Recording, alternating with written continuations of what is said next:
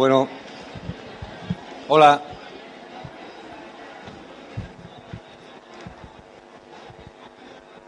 Bien, vamos a comenzar, si os parece.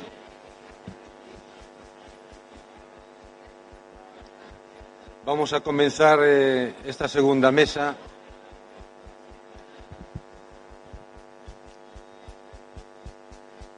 Bien, vamos a comenzar la segunda mesa y pasaré a presentar a los ponentes de la misma, por el orden de intervención. A la derecha, en el extremo, en la derecha, está el enfermero Raúl Delgado Noguerales. Raúl Delgado Noguerales es enfermero de la Unidad de Cuidados Paliativos del Hospital Universitario de Guadalajara. Es diplomado universitario de enfermería, máster en cuidados paliativos, enfermero de la Unidad de Cuidados Paliativos a domicilio.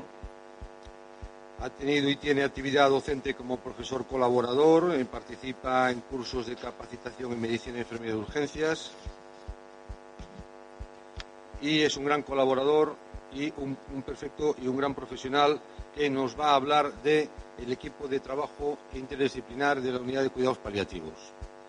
A continuación intervendrá el doctor David Huertas. El doctor David Huertas es el jefe de servicio de psiquiatría del área de Guadalajara, es doctor en medicina, con una tesis, las bases biológicas de la agresividad, una calificación de sobresaliente cum laude. Ha sido residente en una beca en el Monte Sinaí de Nueva York, una beca de la Fundación Pauling, en la que realizó, en España no hay el equivalente, pero venía a ser como una superespecialización en gerontopsiquiatría y psiquiatría de enlace. Tiene una amplia formación complementaria, cursos de SADE, gestión de conflictos, dirección y liderazgo de psiquiatría. También es profesor asociado, médico de las ciencias de la salud y tiene diferentes líneas de investigación de neurobiología, agresividad humana, violencia y miembro también del equipo de investigadores principales y traductores del CIE-10. Bien, el doctor David Huertas nos hablará de... El doctor David Huertas nos va a hablar de los equipos transdisciplinares en salud mental, las dificultades, cómo se puede formar un equipo, qué resistencias, cómo vencer las resistencias y después unas experiencias que se están implantando en el área de Guadalajara, que son una novedad, una auténtica novedad. Yo creo que incluso a nivel prácticamente nacional, que es muy interesante, en el que enfermería está incorporada de forma muy importante. Bien, en tercer lugar tenemos a Pedro Romera Rufián, que es enfermero, presidente de la subcomisión de enfermería de la unidad docente. Nos hablará de las unidades docentes multidisciplinares hacia la transdisciplinaridad en la formación especializada. Pedro Romera es enfermero de atención primaria del centro de Azuqueca de Henares, es licenciado en psicología, máster en psicoterapia integradora, profesor titular y profesor asociado, tiene diferentes publicaciones, libros, monografías y como premios y becas le ha sido concedida una beca por el Fondo de Investigaciones Sanitarias para la realización del programa Enfermería en Salud Comunitaria. Y por último, cerrará la mesa Natividad Gómez Gorriz, que es directora de ordenación asistencial del SESCAN. Natividad Gómez ha tenido y tiene una amplia experiencia, ha sido directora de enfermería de diferentes hospitales con diferentes modelos de gestión. Por tanto, la experiencia en este modelo de gestión pues es muy grande, ¿no? Ha sido directora de enfermería del 12 de octubre, del Carlos III, de la Fundación Alcorcón con una nueva fórmula de gestión y de la Fundación Jiménez Díaz, también ha sido directora de enfermería y actualmente está de directora de ordenación en Toledo. Pues bueno, pues sin más preámbulos vamos a dar paso a la primera intervención de Raúl Delgado Noguerales. Cuando quieras, Raúl.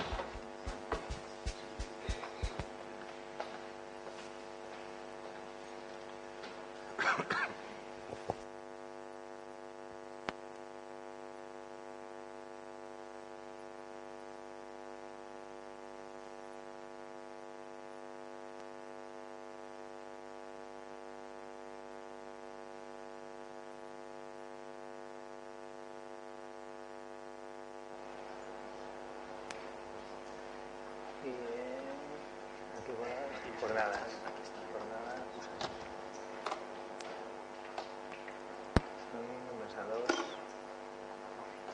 Mesa 2. Excelente, la última.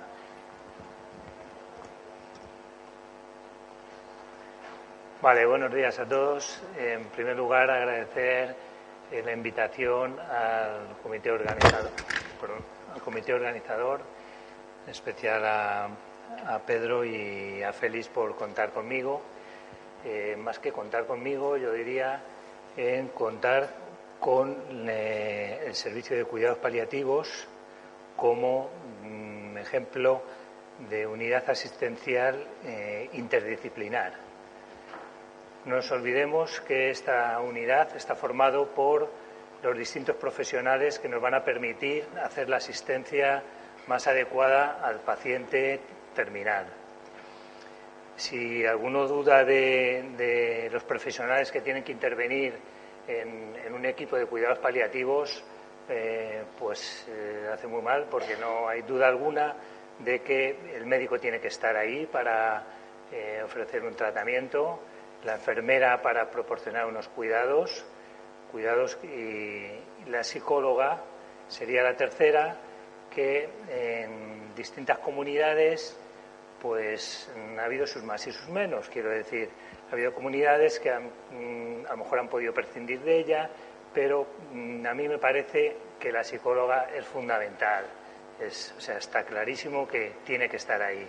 De hecho, en Castilla-La Mancha, que como nosotros sabemos es de las comunidades, una de las, digamos, un poquito de bajo nivel en cuanto a recursos humanos y materiales, ha considerado que tiene que estar un enfermero, tiene que estar un médico y tiene que estar un psicólogo.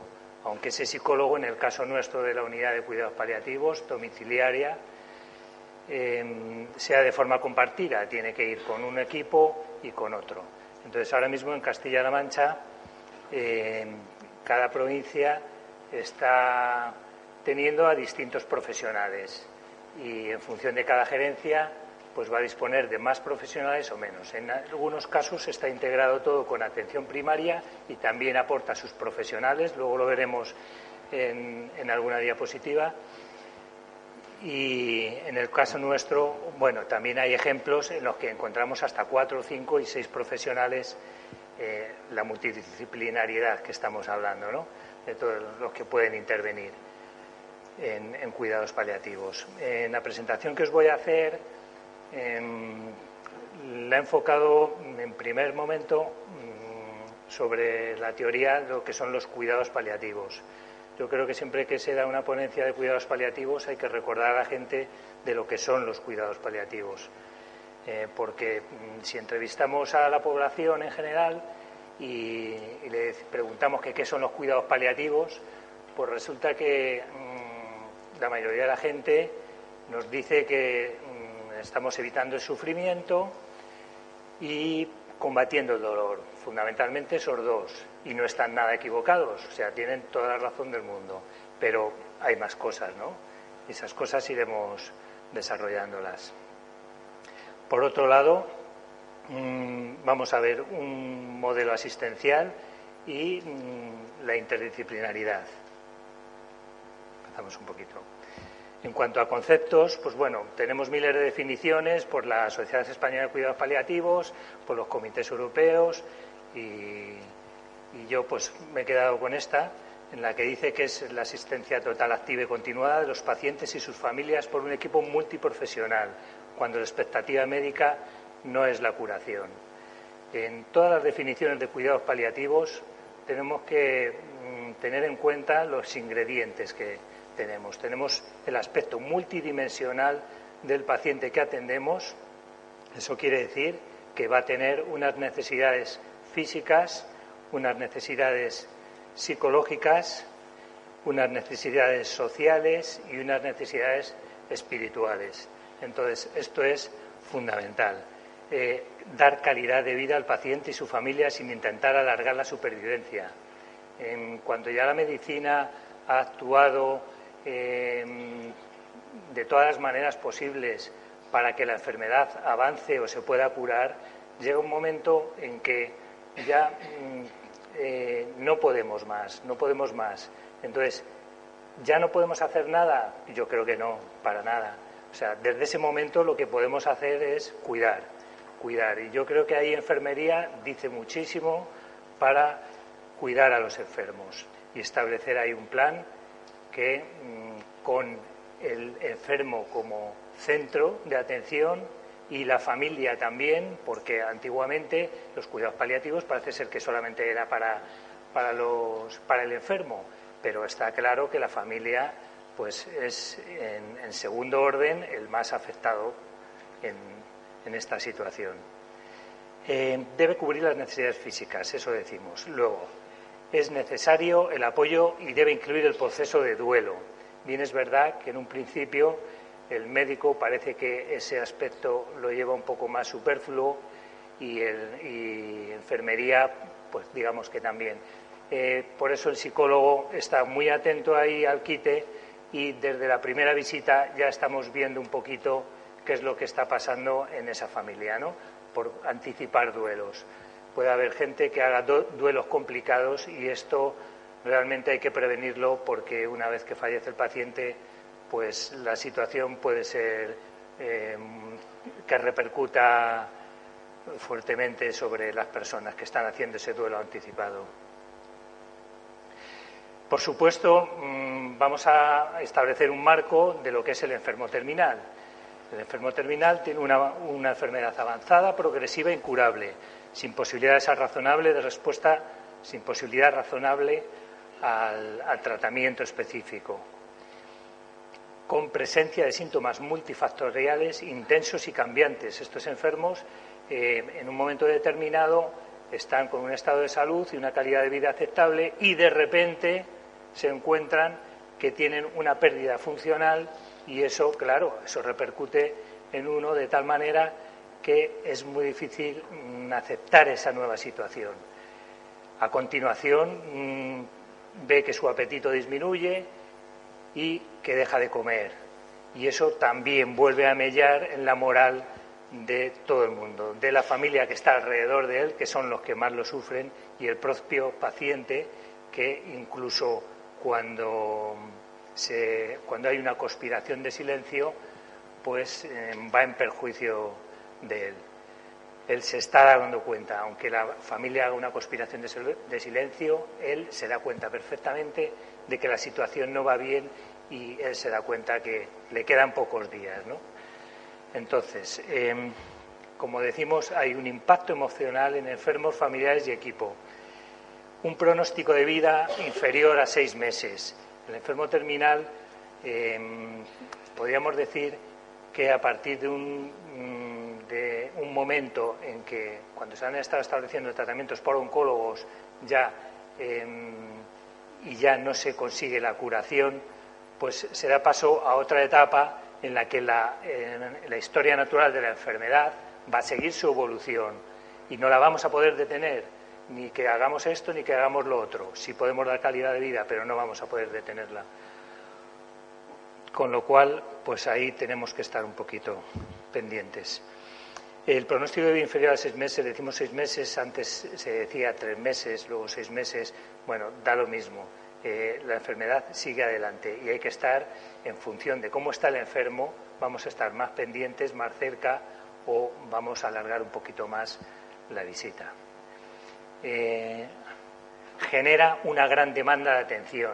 Tenemos que tener en cuenta que nosotros, cuando vamos a domicilio y vemos a los pacientes, una vez los valoramos y les ponemos un tratamiento, a pesar de eso, las familias y el paciente reclaman mucha asistencia.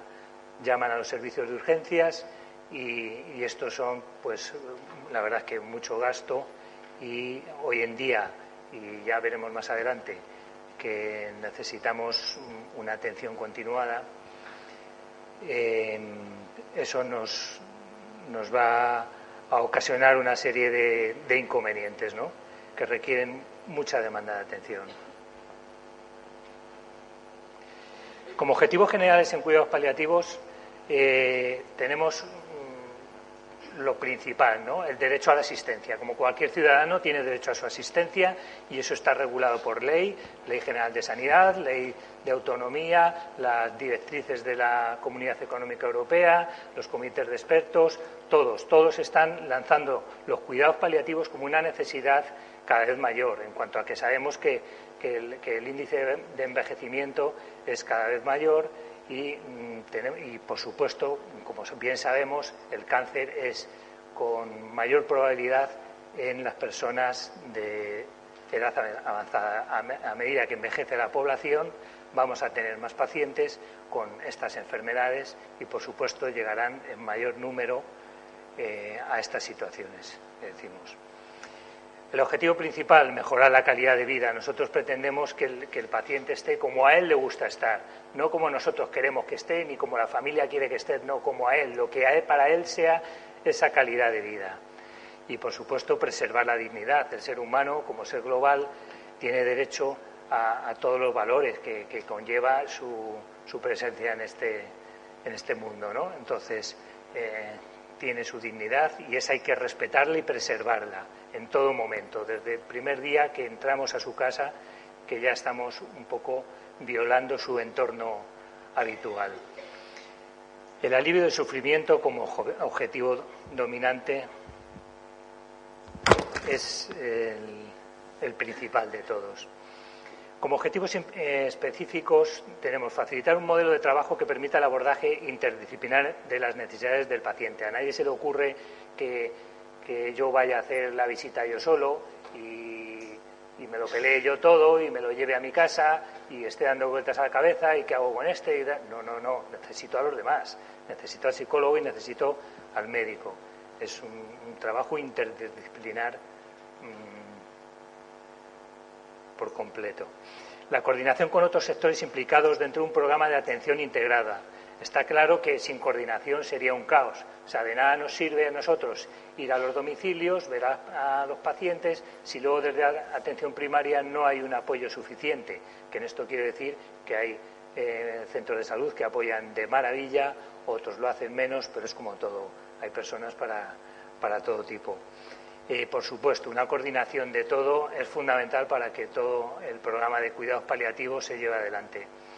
Orientar la atención a domicilio como lugar más idóneo para seguir la evolución, control, apoyo, tratamiento del paciente. Es su lugar habitual y es el lugar en el que nosotros preferimos que los últimos días los pase. Bien es verdad que hay situaciones en pacientes complejos, con muchos síntomas, que no podemos controlar, hay que decirlo claramente, no podemos controlar esas situaciones y necesitamos de la intervención de hospitales de agudos que tengan mejores recursos para tratar esos estados, por ejemplo, la agonía cuando se presenta de forma muy dificultada con hemorragias, con vómitos, y que la familia lo está viviendo con un sufrimiento tremendo. Entonces te piden por favor que los ingreses y están en su derecho y así lo hacemos y lo enviamos. Nosotros ahora mismo, dentro de la organización que tenemos, pues disponemos de los recursos que disponemos y la verdad es que estamos satisfechos de poder utilizarlos así, pero el modelo ideal sería contemplado de otra manera y por eso digo el tema de la coordinación de todos los niveles. Orientar la atención a domicilio, hoy en día. Desarrollo e implantación de estándares para la atención adecuada. Por supuesto, cada uno no va a actuar por su cuenta y no va a decir, mira, yo creo que en medicina este tratamiento va muy bien para este tipo de síntoma y lo voy a utilizar así. No, vamos a hacer unos protocolos que están basados en estudios científicos y que demuestren que en este caso es mejor utilizar este tratamiento o este otro. Desarrollar e implementar estándares, impulsar la formación de los profesionales implicados, así como de las familias o cuidadoras. Estamos hablando del médico y de las familias, pero la figura del cuidador, que puede ser un familiar o puede ser alguien asistente venido de fuera, es fundamental para nosotros porque es el vehículo de asistencia a nuestros pacientes. En la medida que consigamos que ellos puedan adoptar las medidas que nosotros les estamos facilitando, pues podremos conseguir un mejor control de todos los síntomas que aparecen. En cuanto a las características del modelo de atención que se propone, tenemos como integral porque cubre todas las necesidades físicas, psicológicas, sociales y espirituales. Integrado porque está integrado en la red sanitaria, sectorizado por las distintas áreas. En nuestro caso solo tenemos un área. Coordinado entre diferentes niveles de atención sanitaria, atención primaria, atención especializada. Abierto a la coordinación con recursos sociales, servicios sociales, voluntariado, ONGs. Yo no solamente diría abierto, yo creo que hay que reconocer una mayor labor de estos servicios sociales. De hecho, la implantación de los cuidados paliativos en Guadalajara empezó con la Asociación Española contra el Cáncer, que fue la que facilitó los profesionales en un principio. Más adelante ya veremos en otra diapositiva, con fechas y todo, cómo se va incorporando y queda absorbido por el SESCAM. Formado por equipos multiprofesionales e interdisciplinares. Niveles de atención. Esto es fundamental, saber qué paciente tenemos delante. Tenemos un paciente normal que puede fallecer en domicilio, o tenemos delante un paciente complejo que va a necesitar de otros recursos de los que disponemos, ¿no? El paciente básico necesitaría cuidados en los que deben proporcionar a todos los pacientes que los precisen en cualquier ámbito de atención. En el avanzado serían, como digo, pacientes complejos que requieren hospitalización, por ejemplo, realización de pruebas diagnósticas que en domicilio, lógicamente, no podemos realizar. En cuanto a las necesidades, en los estudios que se han hecho, el estudio de SUPOR que hacen los comités de expertos en España, pues lo clasifican como un triángulo en el que van girando, digamos, nuestros pacientes paliativos, que pueden pasar en un momento determinado por un proceso de fragilidad y en otros casos por un proceso normal en el que se puede atender como en un nivel básico. Las estimaciones que se han hecho, y estoy hablando un poco de hace pues ya 10 años por lo menos, en el 2010 es cuando se intenta hacer el Plan Nacional de Paliativos, y se estima que sobre la población de 4.475 por millón de habitantes serían atendidos en un nivel básico, mientras que el nivel avanzado tan solo serían 1.620 a 2.385 por millón y por año. Con lo cual quiere decir que la mayoría de ellos podrían ser controlados con medidas sencillas. En cuanto a los servicios, un poco para que conozcáis las distintas unidades que hay en España de paliativos, tenemos las unidades de corta, media y larga estancia, que estarían ubicados en hospitales. Estos podrían ser hospitales que albergasen la media y la corta estancia, y podría ser otros que solo fueran de corta. Bueno, son formas de organizarlo. Existiría también la unidad de cuidados paliativos de agudos, en la que se tratarían enfermos complejos y terminales. Luego tendríamos un equipo de soporte hospitalario. Este atendería en hospital y estaría formado por médico, enfermero, psicólogo, y verían la situación de cara, por ejemplo, al alta del paciente hacia domicilio. En estos casos, este equipo es un equipo de asesoramiento que habla con la familia, que habla con el enfermo, que ve las posibilidades que hay, que estudia la situación y al final facilita el regreso del paciente a su domicilio, con la garantía de que se le pueda atender bien en su domicilio. A continuación tenemos los equipos de atención primaria, que es el primer escalón de actuación de la asistencia sanitaria al paciente. Entonces, esta es una asistencia primaria, cada paciente tiene su médico de referencia y este es, en primer caso, el que tiene que asistir De hecho, nosotros, siempre que vamos a ver a los pacientes, no les suplantamos, no les sustituimos la labor que hacen ellos, porque realmente ellos son el médico de referencia, son los que conocen a la familia desde el primer momento y conocen a todos los miembros de esa familia y al paciente. Son los que mejor saben y los que mejor nos pueden orientar. Por lo tanto, yo creo que si hubiese una buena coordinación entre ellos y nosotros, facilitaría muchísimo la labor de la asistencia a domicilio. Por otro lado, tenemos, aquí las llamamos UCPD, ESAD y PADES, en función de dónde han surgido estos equipos de atención domiciliaria. Entonces, tenemos los de Unidad de Cuidados Paliativos Domiciliarios, que ha sido muy extendido en Castilla-La Mancha, y los ESAD, que Raúl, es el ejemplo típico de... Raúl, te quedan 2 minutos, por favor. 2 minutos. Sí. Bueno, entonces correremos un poco.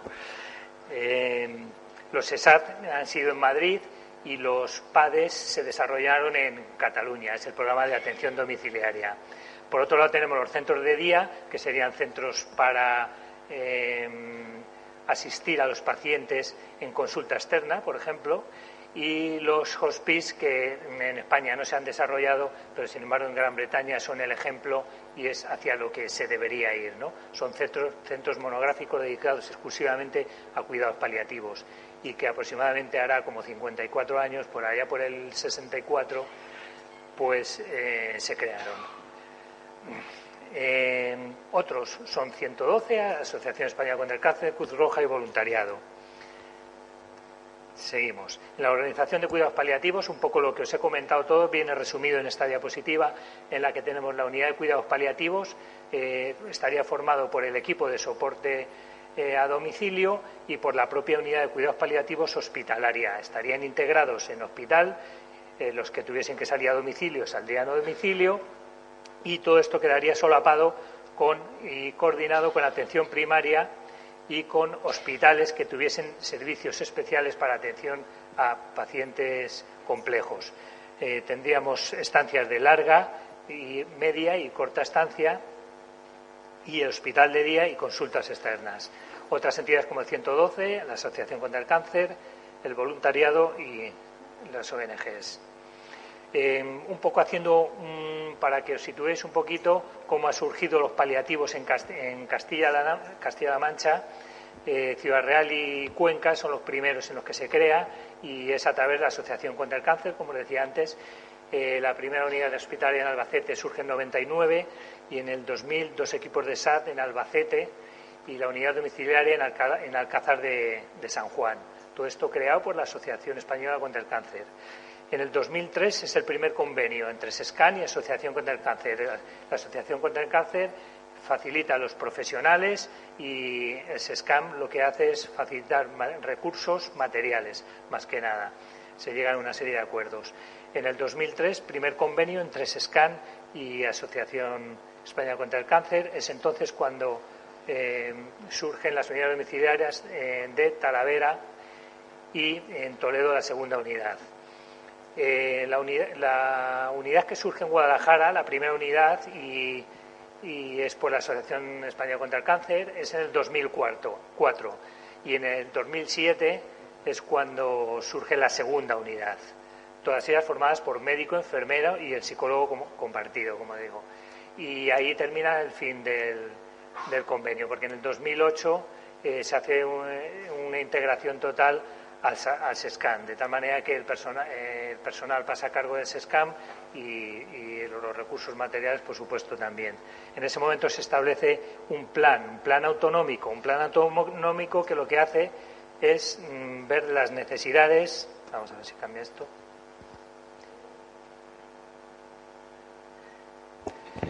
Un plan autonómico que requiere... Raúl, vete finalizando, porque nos que estamos... Sí, es que me queda todavía un poquito ahí. Vete casi a conclusiones. Sí, casi en conclusiones. Se hace un borrador del plan autonómico y con un análisis de la situación. Bueno, pues con este análisis de la situación se ve una serie de requisitos que se requieren y que, según la situación económica actual, no se puede llevar a cabo. Entonces, las estimaciones son de 100.000 habitantes tener una UCPD por cada 100.000 habitantes. Nosotros aquí, si somos 250.000 aproximadamente habitantes, tenemos 2 unidades, pues bueno, no estaría mal ir pensando ya en otras cosas. Hoy en día la estrategia es la de salud y bienestar, la estrategia 2020, que en su punto número 16 alberga la situación de las necesidades de cuidados paliativos en la población. Ahí se desarrolla. Vamos a cambiar. En cuanto a la composición del equipo multidisciplinar, tenemos la medicina de familia, enfermería, psicología, trabajador social, auxiliar de enfermería, auxiliar administrativo y otros como fisioterapeutas y apoyo espiritual. Esto ahora mismo en nuestra comunidad no puede ser, pero en otras comunidades sí que están teniendo los distintos profesionales. En cuanto a las funciones que tenemos del equipo, hacemos una valoración del paciente, en conjunto enfermería, medicina y psicología. Un plan terapéutico se establece, se controlan los síntomas, todo ello con el acompañamiento del paciente, que es fundamental estar al lado del paciente y mediante las técnicas de comunicación proporcionar, cubrir esas necesidades que el paciente tiene, ¿no? Con el calor humano y acortando las distancias, ¿no?, entre el profesional y el paciente. Establecemos nuestro plan de cuidados en el caso de enfermería y el apoyo emocional. Actuamos haciendo una deliberación en la que vemos todas las posibilidades que tiene ese paciente, porque puede pasar un momento en el que requiera tomar otras decisiones distintas, y entonces todo ese abanico de posibilidades que se puede hacer se juntan y siempre se busca la que menos hiera al paciente y a los familiares. Actuamos sobre el dolor y, por supuesto, todas las funciones de docencia, investigación y administración. En cuanto a intervenciones del equipo, el objetivo principal es facilitar que se viva el proceso de morir con el menor sufrimiento posible, favoreciendo el proceso de adaptación. Se valora la brevedad. Sobre todo en los psicólogos hay que tener un poquito de cuidado de que no entren ahí a saco y empiecen a hacer preguntas y preguntas y preguntas y preguntas. Ellos se dan cuenta perfectamente que la brevedad es bienvenida, ¿no? Y eso lo dice Ramón Vallés. Raúl, perdona, sí. No quiero ser pesado, pero hay que acabar, porque vamos muy mal de tiempo. Pero no lo puedo resumir. Como intervenciones del equipo, no lo puedo resumir, tengo que terminarlo. Intervenciones del equipo. Prevenir el sufrimiento, facilitar que el paciente sienta que su vida ha tenido sentido y aplicación de técnicas psicoeducativas y el counseling. Yo creo que los demás compañeros han tenido bastante más tiempo que yo. Bueno, en cuanto a funciones del psicólogo, vamos a resumirlo muy rápido. Por un lado tenemos la asistencia a la familia y por otro lado a la asistencia al equipo profesional. Muy importante la asistencia a la familia porque va a ser nuestro vehículo para atender al paciente. Pero muy importante también la asistencia a los profesionales, porque nosotros necesitamos no quemarnos, y para eso tenemos que tener nuestros espacios de autorregulación y de ventilación para poder seguir adelante, ¿no? Esto es muy importante, si no acabaríamos todos de baja. Entonces, el equipo multidisciplinar lo podemos definir, como ya hemos definido muchas veces, como el conjunto de personas con diferentes formaciones académicas y experiencias profesionales que operan en conjunto durante el tiempo determinado y con un objetivo común. A diferencia del interdisciplinar, es que todo ello, cada disciplina de cada uno se va sumando y al final conseguimos que, interactuando todos ellos, se llegue a la interdisciplinaridad. ¿Por qué? Porque el nivel de respuesta es superior que el conseguido individualmente por cada miembro. En cuanto a los criterios que apoyan el trabajo interdisciplinar, ¿por qué? ¿Por qué hacemos el trabajo interdisciplinar? En primer lugar, por el enfermo, que es el centro de atención. En segundo lugar, por la bioética. Sabemos perfectamente que tenemos que actuar con justicia y actuando para beneficio del enfermo, pero no solo para beneficio del enfermo, sino además para no causarle mal, que todavía es más complicado, ¿no? La distinta formación académica de cada profesional es algo enriquecedor que va a hacer que cada uno ponga su granito de arena y entre todos se haga un trabajo pues que llegue a ser el equipo transdisciplinar, que como definimos es la evolución que deseamos en cuidados paliativos, ¿no? Que sea todos trabajando para un objetivo común, con un código, todos a la vez, para actuar simultáneamente, porque nosotros vamos todos juntos, no es que uno lo vea un día y otro lo vea otro día, no, vamos todos juntos, de ello mismo hablamos todos y conseguimos pasar a la transdisciplinaridad, palabrita difícil.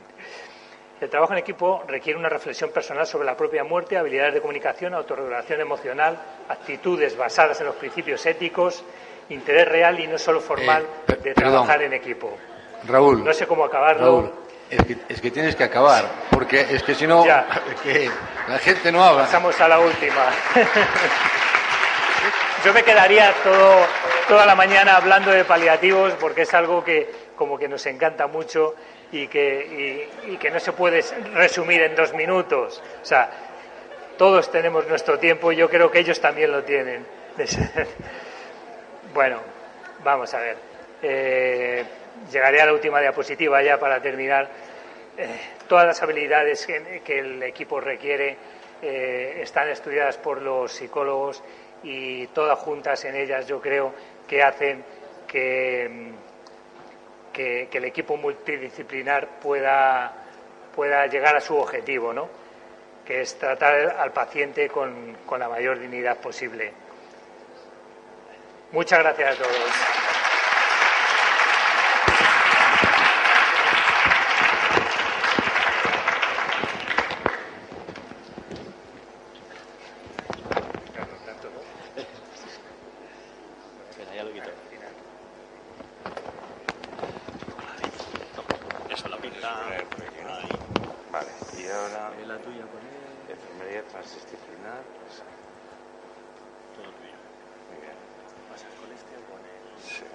Bueno, buenos días a todos. Tengo un reto importante al que enfrentarme, que es contaros lo que pensaba en el 50% del tiempo. Lo voy a intentar. En fin, vamos a ver. Seguramente... ¿No suena esto? Sí. ¿Me escucháis, no? Yo creo que sí. Vale. Vamos a ver. A lo mejor os preguntáis qué hace un psiquiatra en un foro como este, ¿no? Bueno, yo lo que pretendo es contaros cómo trabajamos en salud mental. Cómo trabajamos en este área de salud a través de equipos transdisciplinares. Intentaré un poco transmitiros la idea fundamental de esto. Y voy a empezar por lo más complicado, que es cómo se construye un equipo. Construir un equipo es realmente difícil. Desde la teoría está muy bien, pero hacerlo efectivo, hacerlo que funcione es muy complicado. Bien. Un equipo no es una mera agrupación de individuos, no es juntar gente, es hacerlos que trabajen de forma coordinada para que el resultado final sea mejor o superior que el desempeño individual. Y, de hecho, un equipo es una forma de organización humana que está pensada para eso, para alcanzar metas, objetivos inasequibles al desempeño individual. Esto implica compromiso, no lo voy a repetir, en la conferencia de Carmen Ferrer ya se ha dicho, compromiso con los objetivos comunes, muy importante. Y algo esencial, resulta muy importante tener un sistema de comunicación fluida. La comunicación es esencial. Luego veremos por qué. Bien, una de las tendencias más actuales en gestión defiende que la estructura organizativa horizontal, en contra de la tradicional, que era mucho más jerárquica o vertical, que se basa en el trabajo en equipo, es el mejor diseño para involucrar a los empleados en resultados de éxito.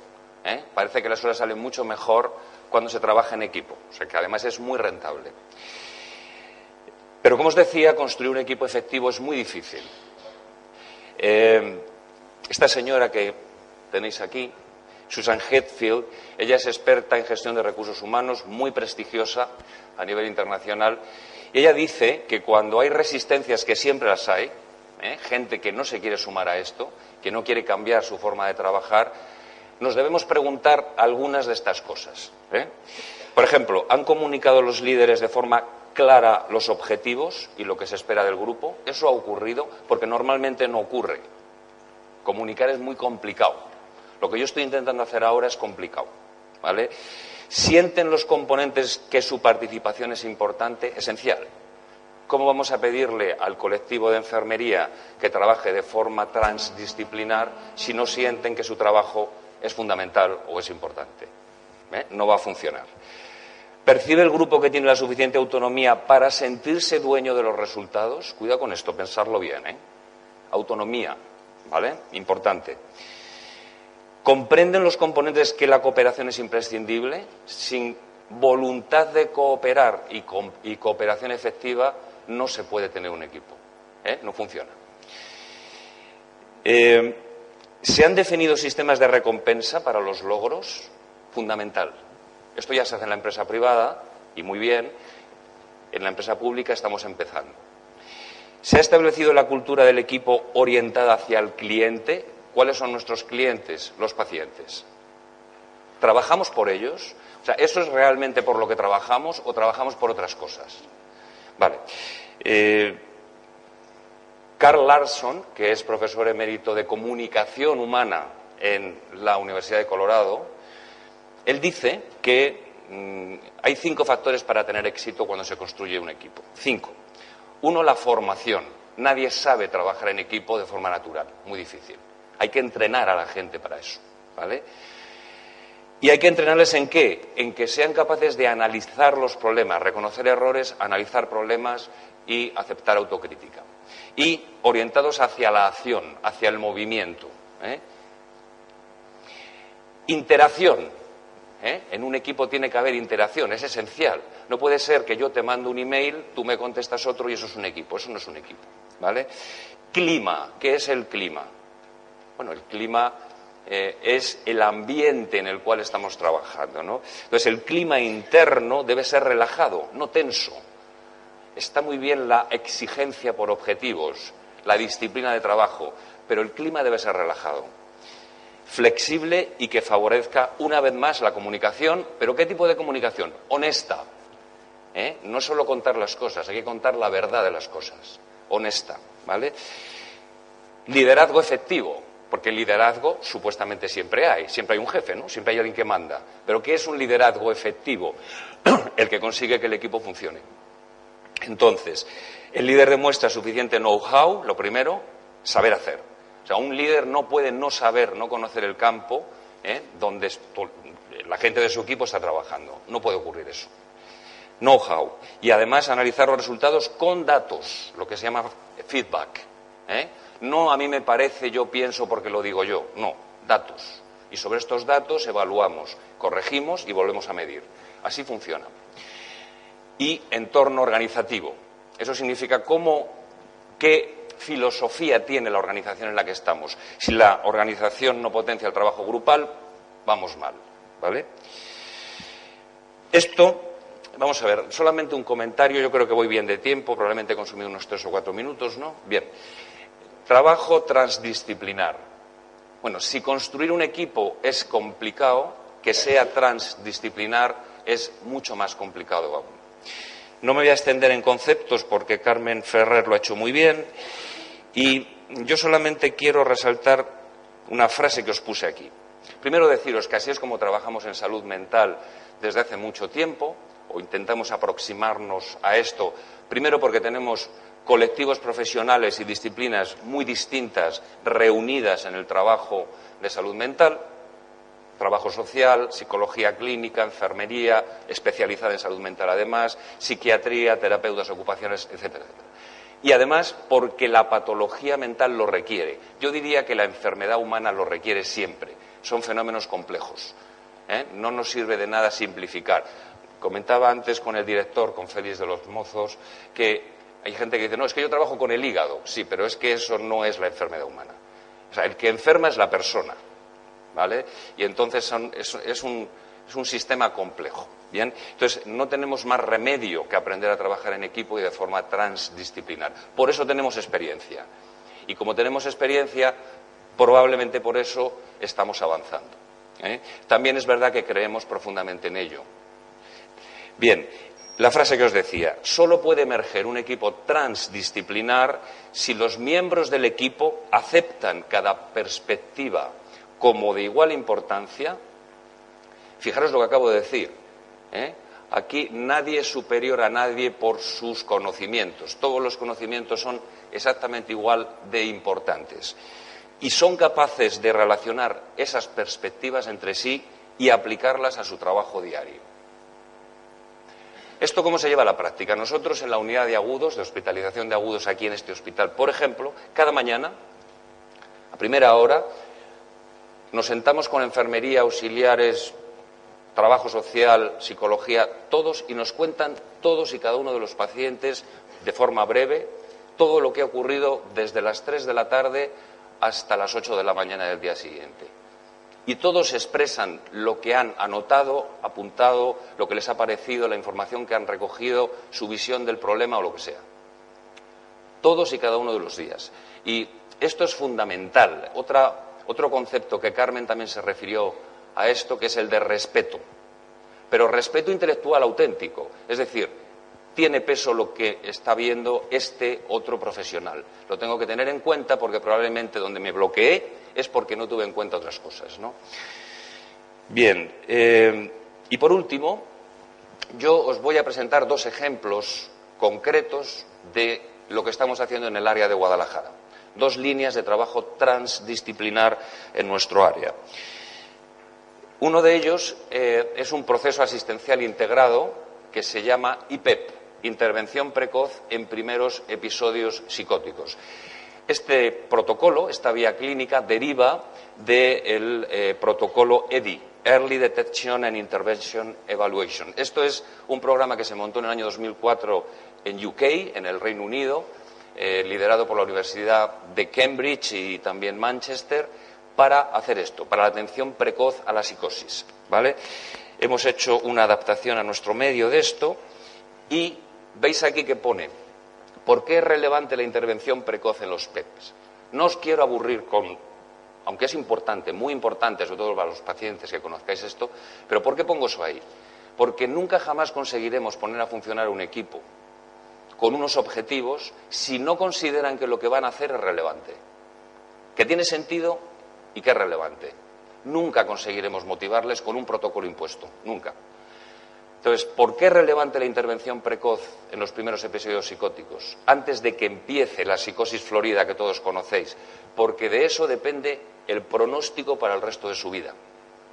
¿Sabéis que Emil Kraepelin, padre de la psiquiatría médica, un poco en Alemania en aquel momento, psiquiatría biologicista también se llamó, dijo que las esquizofrenias eran demencias precoces, porque efectivamente producen un proceso de deterioro cognitivo similar a la enfermedad de Alzheimer. Bien, lo que intentamos es que eso no pase, o sea, que estos pacientes puedan seguir en la sociedad, puedan ser útiles, puedan trabajar y puedan tener, incluso formar una familia. Eso solamente está al alcance de estos pacientes si intervenimos en los primeros meses de la enfermedad. Por eso es relevante, lo es por ellos y lo es por los resultados que se comunican y por la evidencia publicada al respecto, que no os voy a aburrir con eso tampoco. ¿Cómo va esto del IPEP? Bueno, pues evidentemente una vía clínica tiene un mapa y ese es el mapa que veis ahí, ¿vale? Este mapa tiene 2 direcciones transdisciplinares entre niveles asistenciales. Veis a la izquierda que está el momento de detección en la atención primaria y a partir de ahí entra en juego especializada, O sea, tiene un plano horizontal de integración entre niveles y de trabajo permanentemente integrado, comunicándonos a través de videoconferencias programadas mensuales, sistemas de conexión a través de teléfono móvil, etcétera, etcétera, y reuniones periódicas, y también tiene un sistema de trabajo transdisciplinar vertical. ¿Cómo? Entre disciplinas. Veis que está enfermería integrada con los médicos de atención primaria en la detección, en el proceso de detección, también lo estará trabajo social de atención primaria, y en especializada pasa exactamente igual. Son equipos, en este caso pilotamos durante un tiempo y por lo tanto son un número seleccionado de profesionales, pero de psiquiatría, psicología, enfermería, trabajo social.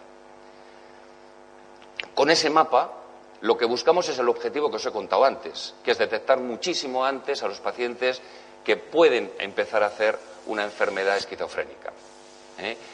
Pero la forma de trabajar, como se plasma esto, es integrando permanentemente, no a veces, no cuando te tengo que derivar un paciente, sino permanentemente el abordaje de este proceso asistencial. ¿Vale? Eso es llevarlo a la práctica. Conseguir que funcione es difícil, pero merece la pena y se puede hacer. Os cuento otro proceso asistencial que aún no hemos arrancado, con el cual yo tengo especial ilusión porque me parece muy vanguardista. Esto no se ha hecho que yo sepa nunca todavía y lo vamos a hacer de forma coordinada precisamente con el director de enfermería de Guadalajara, que es el proceso asistencial de asistencia al trastorno mental leve. Y diréis, bueno, ¿y qué es eso de trastorno mental leve? Pues lo que está pasando desde hace 2 años en España de forma exponencial.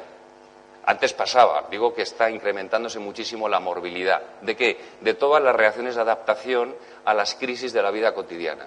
Claro, esta crisis socioeconómica brutal que estamos padeciendo está produciendo que la gente reaccione a veces con psicopatología, lo que se llaman trastornos de adaptación. ¿A qué? Al desempleo, a la pérdida de la pareja, a la ruptura de la familia, etcétera, etcétera. Todas las situaciones que sabéis que están ocurriendo están haciendo que se incrementen mucho estos trastornos. Bien, ¿qué vamos a hacer para manejar eso?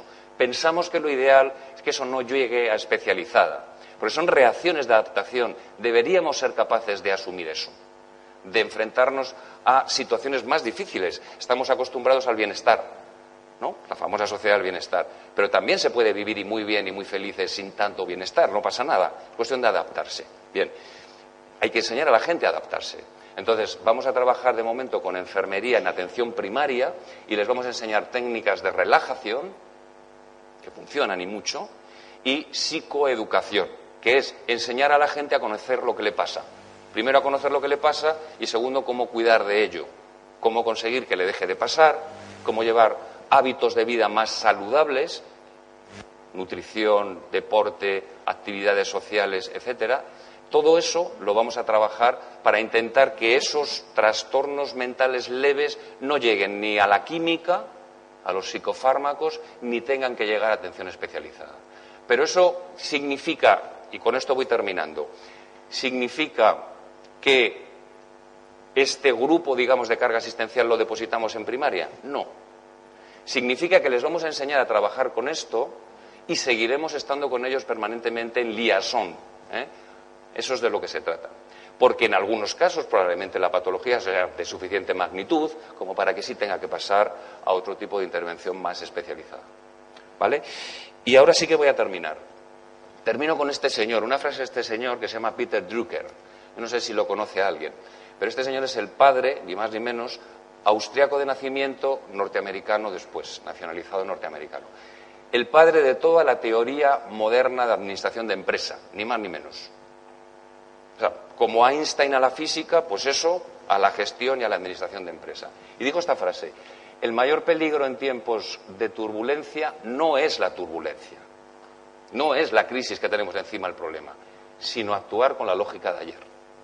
No podemos seguir actuando con la lógica de ayer. Tenemos un cambio impresionante de modelo, probablemente de sociedad incluso, encima. Y lo mejor que podemos hacer desde mi punto de vista, desde mi humilde opinión, es adaptarnos cuanto antes. Y eso incluye en nuestro área aprender a trabajar en equipo, de forma coordinada y a poder ser de forma transdisciplinar. Muchas gracias por la atención.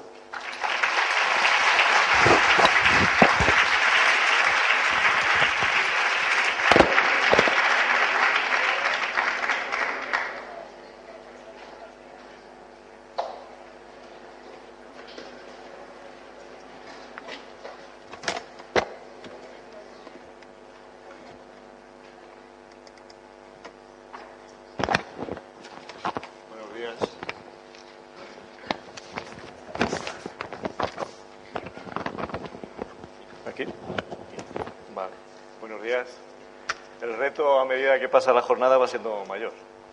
Digo en cuanto a ceñirse al tiempo. Vamos a intentarlo.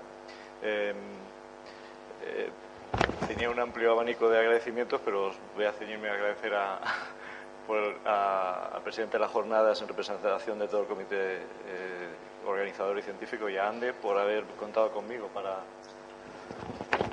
participar en esta jornada de debate. El tema de las unidades docentes multiprofesionales viene siendo objeto de interés últimamente en distintos foros. De hecho, en las últimas jornadas de ANDE se presentaron un compañero una ponencia al respecto.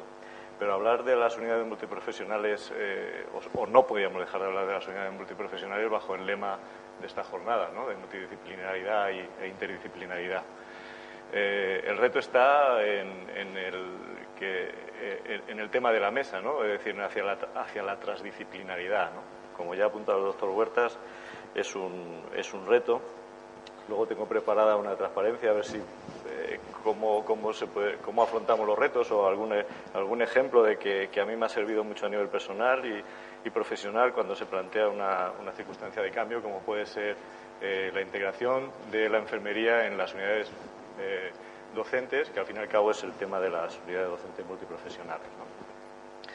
Pretendo centrar un poco la reflexión sobre las unidades docentes alrededor de estos tres cuestiones, que por otra parte, como decía antes, también fueron abordadas en un foro monográfico sobre las unidades docentes que se celebró el año pasado en San Juan de Dios, y sobre el papel de la enfermería en las mismas, ¿no? ¿Cuál es su razón de ser? ¿Qué objetivos se persiguen? ¿Y cómo podemos lograr que funcionen adecuadamente? Quizás la última cuestión es dónde está el kit de la misma, y es donde podemos aportar elementos hacia el camino de la transdisciplinariedad. Bueno, no pretendo hacer una revisión exhaustiva de la naturaleza del saber ni de su evolución a lo largo de la historia. Solo quería referirme a algo que está siendo tratado a lo largo de la jornada, referente, valga la redundancia, a la necesidad o la naturaleza del saber como un todo, ¿no?, y a la que no es ajeno la salud, ¿no? En este sentido, bueno, la ciencia ha pasado por distintas etapas. La que más nos queda quizá y nos cala, que todos aprendemos desde las escuelas, porque todos aprendemos desde un modelo de aprender todo desde las partes, ¿no?, y que nos cala hasta que llegamos a la universidad, incluso después hasta ahora la especialización, ¿no? O sea, es el tema de Descartes, el tema de Newton, ¿no?, del reduccionismo, ¿no? Precisamente yo quería hacer referencia también en este sentido a un filósofo francés contemporáneo, que es Edgar Morin, francés pero de origen español, donde habla de que el todo necesita a las partes y que las partes necesitan al todo, ¿no? Intenta acabar un poco con este reduccionismo que nos ha venido impregnando y que todavía nos impregna, haciendo referencia, y quiero citarlo textualmente, a la explicación de que el todo tiene una cantidad de propiedades y cualidades que no tienen las partes cuando están separadas, ¿no? Para todos es perfectamente, los que trabajamos en el ámbito de la salud, y queda claro también por lo que han expuesto mis anteriores compañeros, de que la salud es un tema complejo, de que la salud alberga varias dimensiones y que necesitamos abordarla en toda su complejidad, ¿no? Y sobre todo los que venimos del ámbito de primaria, como que lo tenemos muy claro desde la ya súper famosa definición holística de la salud, ¿no?, de completo bienestar físico, mental y social, que sirve, entre otras cosas, para estructurar los modelos sanitarios a partir de ahí, y el nuestro, por supuesto, ¿no? Es decir, la Constitución española con el artículo 43 de protección a la salud, la Ley General de Sanidad, donde con su carácter predominantemente organizativo, ¿no?, y que establece la estructura y funcionamiento del Sistema Nacional de Salud, y ya habla también de la homologación de los programas de formación posgraduado y perfeccionamiento del personal sanitario. Pero sobre todo, y de carácter mucho más reciente, recogiendo este espíritu de atender a la salud en todas sus dimensiones, la Ley de Ordenación de las Profesiones Sanitarias surge como marco legal que pretende dotar al sistema sanitario de las garantías en cuanto a los niveles de competencia de los profesionales para dar precisamente satisfacción a este artículo 43 de la Constitución Española de Protección a la Salud. Esta ley, no me quiero extender porque ya también se ha hablado a lo largo en alguna ponencia, pero solo quería incidir en que en su título 1, sobre el ejercicio de las profesiones sanitarias, habla de la progresiva consideración entre los profesionales sanitarios de la interdisciplinaridad y de la multidisciplinaridad, y en su título 2 habla ya de la formación en concreto de los profesionales sanitarios, ¿no? Habla de la formación, de la necesidad de revisar la metodología docente para su adecuación a las necesidades sociales y a los avances científico-técnicos actuales, y habla también de la estructura, en su capítulo 3, de la formación especializada, incluso determinando algunos aspectos a desarrollar posteriormente, como son los de la troncalidad, que si queréis podemos tocar posteriormente en el debate, ¿no? Habla también de la necesidad de unas especialidades pluridisciplinarias, tanto en formación continuada, o de la necesidad de una formación continuada pluridisciplinar y una formación especializada pluridisciplinar. Aspectos que después se desarrollan en el Real Decreto de especialidades en ciencia de la salud del 2008, ¿no? Donde en concreto se constituyen para dar como desarrollo de estas de legislación de la LOPS las unidades docentes multiprofesionales, donde se formarán profesionales de distintas especialidades para satisfacer las necesidades asistenciales con la adecuada garantía de cara al sistema sanitario y a los pacientes, por tanto. Estas unidades multiprofesionales definidas en este Real Decreto son por todos vosotros conocidas: salud mental, pediatría, atención familiar y comunitaria, salud laboral, geriatría, obstetricia y ginecología, con distinto grado de desarrollo y distinto grado de experiencia, porque como os voy a referir más adelante, las unidades docentes multiprofesionales de atención familiar y comunitaria tan solo llevamos 2 años funcionando, mientras que las unidades docentes de salud mental, que son las que han desarrollado, como vais a ver un poquito más adelante, los modelos que podríamos llamar más transdisciplinares, llevan funcionando más años, incluso, como decía el doctor Huertas, llevan funcionando de esta manera antes de que se desarrollara el decreto donde las unidades multiprofesionales se constituyen. Es decir, esta primera parte lo que pretende es reflejar la naturaleza y la razón de ser de las unidades docentes multiprofesionales de cara a garantizar la calidad de la formación de todo el sistema sanitario, ¿no? Como unas estructuras que nos van a permitir adecuar a los profesionales, adecuarnos a la evolución de los conocimientos científicos y tecnológicos y a las necesidades de nuestra sociedad, como decíamos. ¿Qué objetivos se persiguen con la constitución de las unidades docentes multiprofesionales? Bueno, pues el sistema de formación especializada es un sistema, digamos, estrella en nuestro país, que no sé si somos envidiados o no, pero sí que es verdad que viene funcionando desde hace más de 20 años, o incluso diría 30, ¿no?, en nuestro país, y que por lo tanto cuenta con un bagaje y un exitoso prestigio de cara a dar a nuestros profesionales y a todo el sistema sanitario.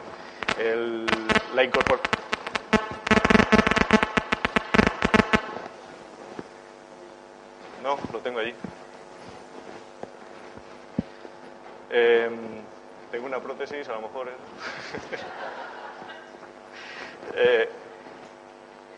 La incorporación de los enfermeros a la especialización en sus distintas unidades, pues es un reto, marca los objetivos que, por otra parte, también la OMS tenía una estrategia en el año 88, que yo no lo sé decir en inglés porque no manejo, pero sí que la traducción era aprender juntos para trabajar juntos, ¿no? Es decir, donde daba importancia a la estimulación del abordaje de los problemas de salud a través de los equipos multidisciplinares. Proponía la introducción de estrategias educativas multiprofesionales de cara a la adquisición de competencias interprofesionales y, por lo tanto, parecía razonable después de esa estrategia, y es algo a lo que nos incorporamos nosotros con nuestra legislación, que aquellos grupos de profesionales sanitarios que en la asistencia trabajan en equipo durante su formación especializada, lo haga mediante oportunidades de aprendizaje interprofesional entre ellos, ¿no? Ese es el objetivo y que nuestros distintos programas de especialidad intentan desarrollar a través de una serie de competencias avanzadas y específicas que también remarcan en el propio programa, que no pretenden ser excluyentes, como muy bien se ha dicho aquí anteriormente, sino integradas en un equipo multiprofesional. O sea, cuando hablamos de competencias avanzadas y específicas, no estamos hablando de exclusión, sino de que cada profesional tenga su especificidad. De hecho, las competencias avanzadas en el programa de la especialidad de enfermería comunitaria vienen agrupadas en dimensiones que después, posteriormente, yo creo, y ahí eso lo dejamos también al debate, deberían ser agrupadas en competencias comunes, competencias como de gestión clínica, relación y bioética, competencias en el ámbito de atención familiar y comunitario, docentes e investigadoras, ¿no?, que probablemente requieran un desarrollo común en los especialistas que se forman de manera conjunta en las unidades docentes multiprofesionales. Desarrolla también unas competencias prioritarias, entre las que habla expresamente de una palabra que ha salido de aquí, del respeto entre los distintos profesionales que forman los equipos. Tenía preparado un chiste al respecto, pero no lo voy a poner porque no me da tiempo, aunque no nos vendría mal una risa. La metodología que se propone en los programas de la especialidad es una formación transversal común, en bioética, protección radiológica, metodología en investigación y relación clínica. No excluye o no es cerrado, como veremos más adelante, deja abierta a cada unidad docente que pueda hacer una formación transversal en función de sus necesidades. Y habla de una metodología, propone una metodología facilitadora, ¿no?, basada en el autoaprendizaje tutorizado, autoaprendizaje de campo, sesiones de transmisión de información, sesiones prácticas y atención continuada, que forma parte de todo el itinerario formativo de los especialistas, en los distintos escenarios de formación. Es decir, básicamente los programas de la especialidad se basan en un escenario que es la formación teórica, los itinerarios clínico-asistenciales por los distintos servicios por los que rotan, la atención continuada, que forma un escenario transversal, longitudinal, mejor dicho, en todo su desarrollo, y distintas actividades docentes, incluso los proyectos de investigación. Son los escenarios que permiten formar especialistas. Bien, pues después de todo esto, y que parece que es un hábitat, digamos, o es un contexto favorecedor para la multidisciplinariedad, el desarrollo de las unidades docentes multiprofesionales es dispar, ¿no? Muy dispar. Depende, lleva un poco tiempo de experiencia, de evolución en algunas especialidades, pero en otras sigue siendo dispar. Es decir, se sigue dando el caso de que se perpetúen modelos donde se sigan formando especialistas de manera uniprofesional. Por un lado los medicinales, los especialistas, por otro lado las enfermeras. Y por otra parte, la legislación, digamos, como veis, incluso no lo he puesto, pero los requisitos del Ministerio de cara a la acreditación de las unidades docentes se refieren casi todo a aspectos estructurales, ¿no? Ahí desarrollan muy poco los aspectos educativos que pueden resultar clave para el fomento de los trabajos de los equipos interdisciplinares, ¿no?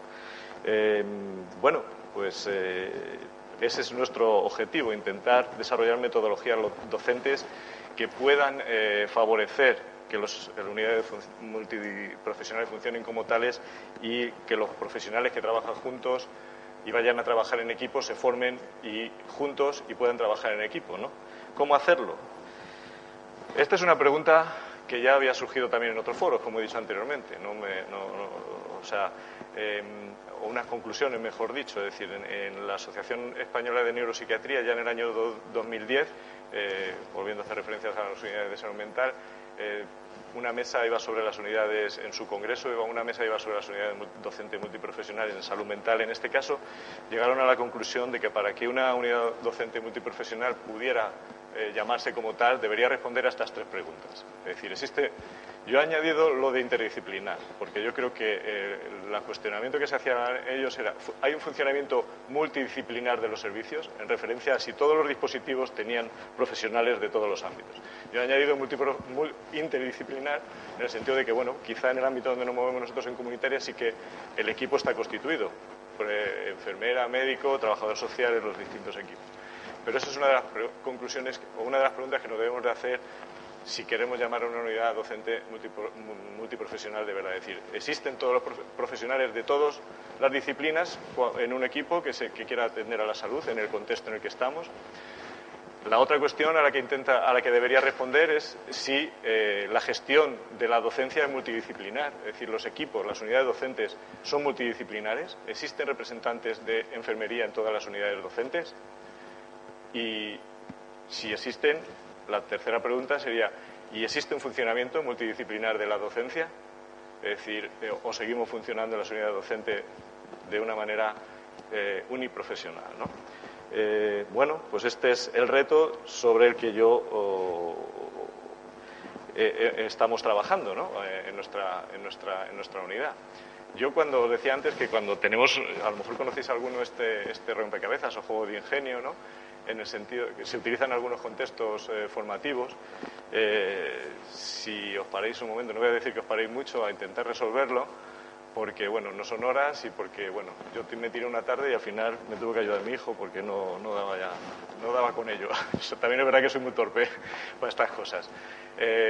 Pero si intentáis reunir los 9 puntos con las 4 líneas sin levantar el lápiz de papel o sin levantar la línea imaginaria, la verdad es que casi todos tendemos, o yo por lo menos tiendo a lo mismo, es decir, no me sale sin levantarlo, ¿no? La solución está salirnos un poquito del trazo, ¿no? Es decir, ¿por qué nos tenemos que ceñir a ese trazo, ¿no? ¿Por qué nos tenemos que, en esos puntos? Nadie nos ha dicho, las instrucciones no viene que saliéndonos un poquito de la línea de arriba, volviendo a salirnos por la de abajo y entrando por tal, podemos solucionar el reto. Bien, esto nos vale, a mí me vale mucho a nivel personal y profesional cuando estás obcecado en un tema, ¿no? Es decir, para intentar resolver, o lo que todos conocemos, ampliar las miras, ampliar las perspectivas o ver las cosas de otra manera, ¿no? Pues quizás es lo que tenemos que hacer en las unidades docentes multiprofesionales. También me sirve en este caso para que tampoco hace falta crear un nuevo esquema, es decir, tenemos ese esquema de la formación MIR que funciona perfectamente, pues aprovechémoslo y modifiquemos o veamos de otra manera cómo nos incorporamos los enfermeros a las unidades docentes, etc. Bueno, esto no he sido yo el primero que me lo ha planteado y primero, yo hablo en particular, perdonadme, la unidad docente en general, no somos los primeros que nos los hemos planteado y la unidad docente multiprofesional de salud mental de Murcia, cuya coordinadora tenéis el nombre ahí, María Luisa Pujalte, ya vienen trabajando en ello desde hace tiempo, antes incluso desde que la unidad docente fueran multiprofesionales. Ellos hablan de experiencias docentes innovadoras y hablan sobre todo de estas experiencias aplicadas en los distintos escenarios que hemos hablado antes, es decir, del aprendizaje basado en problemas como metodología de trabajo de grupo entre los distintos profesionales de la unidad para la formación teórica, en habilidades de comunicación, en itinerarios formativos en metodología de investigación y de lectura crítica de artículos para trabajos a desarrollar en equipos multiprofesionales y de la presentación clínicas de sesiones de forma conjunta, interprofesional. La primera vez que yo he oído hablar de transdisciplinariedad, bueno, aparte de para preparar las jornadas, buscando información, había oído hablar de interdisciplinaridad, pero transdisciplinaridad debo reconocer que, aunque lo venimos haciendo quizá, o la idea la tenemos, pero como tal no lo... La primera vez que he oído hablar, y encima en el contexto de las unidades docentes multiprofesionales, es en referencia a una unidad docente multiprofesional en salud mental, precisamente, donde habla de la transdisciplinaridad como un nuevo nivel epistemológico. Esta transparencia es de la compañera Elena Redondo, coordinadora y de la subcomisión de enfermería del Hospital Príncipe de Asturias. Habla de la transdisciplinaridad como un nuevo nivel epistemológico, algo que ha hecho referencia también el doctor Huertas, en cuanto a que este nivel debe imponerse a la autoridad de las distintas disciplinas. Es un nuevo nivel que engloba todas las disciplinas sin imponer su autoridad ninguna sobre ellas. El que debía imponer su autoridad es el nivel de conocimiento o la naturaleza del saber. Habla de una metodología conjunta y, en definitiva, reúne las 3 intenciones epidemiológicas. Bien, hablar de transdisciplinariedad, a mí lo que decimos me cuesta llevarlo... Pedro, perdona, un minuto. Un minuto. Bien, Para hablar de transdisciplinaridad, el profesor Manuel Ancízar básicamente nos lo define como una actitud. Quizá lo que iba a decir es que a mí me ayuda llevar las cosas a la práctica. Para llevar las cosas a la práctica desde el punto de vista de la transdisciplinaridad me ha valido mucho la definición que hace el Manuel Ancízar sobre ella, refiriéndola como una actitud o una comprensión global del problema, ¿no? Como la simultaneidad de disciplinas. Y una actitud transdisciplinar nos amplía el horizonte y nos amplía al final la naturaleza del saber. Es apertura a las disciplinas diferentes, aceptar preguntas desde otros órdenes, crítica a las propias posiciones, buscando acuerdos en comprensión global de los problemas, reconocer legitimidad de los interlocutores y reconocer normas mínimas para el diálogo, que es la base de la transdisciplinaridad. La transdisciplinaridad aplicada al contexto de formación especializada significaría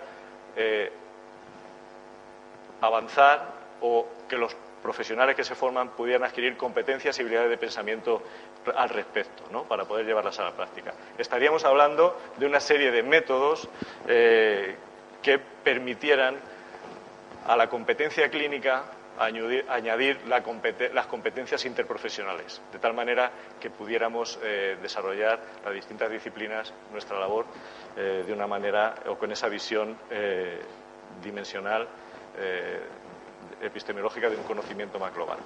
Bien, pues si esa visión, si esos métodos que intentan anuar competencias profesionales, interprofesionales, y competencias avanzadas, específicas y clínicas de cada especialidad, lo utilizáramos para los distintos escenarios de la formación especialista, a los que nos hemos referido antes, tanto para la formación teórica, para los distintos espacios de los itinerarios clínico-asistenciales, como para la atención continuada y las actividades docente y proyecto de investigación, probablemente podríamos estar hablando de un desarrollo transdisciplinar en las unidades docentes multiprofesionales.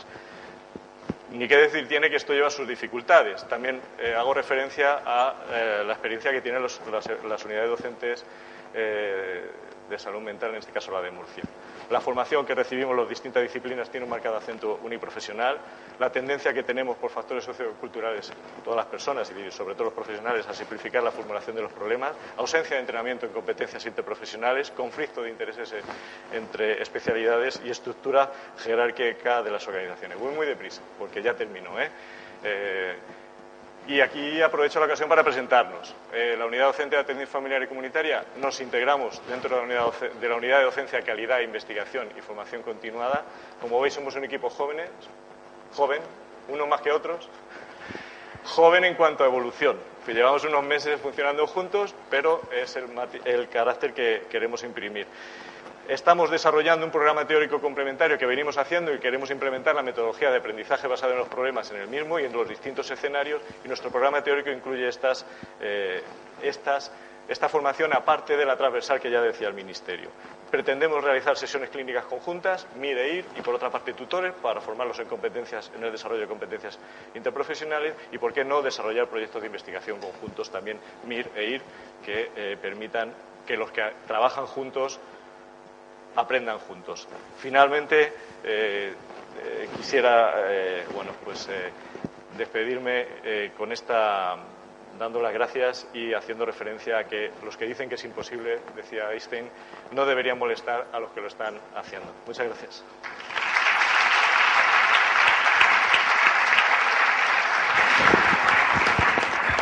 Muchas gracias, Pedro. Bien, y por último, la última intervención. Natividad Gómez Gorriz nos hablará de la aportación de enfermería en el Servicio de Salud de Castilla-La Mancha.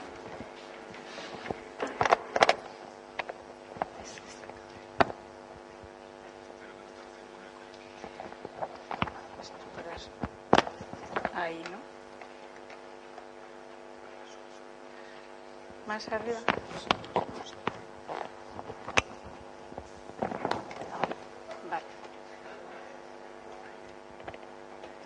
Buenos días.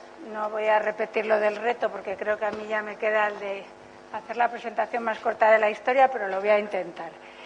Por supuesto, me uno al agradecimiento de mis compañeros de mesa y muy especialmente porque me va a dar la oportunidad de transmitiros y tratar de comunicar a todos los que estáis aquí presentes cuáles son algunas de las estrategias y de los objetivos que estamos intentando impulsar y llevar adelante desde el SESCAM.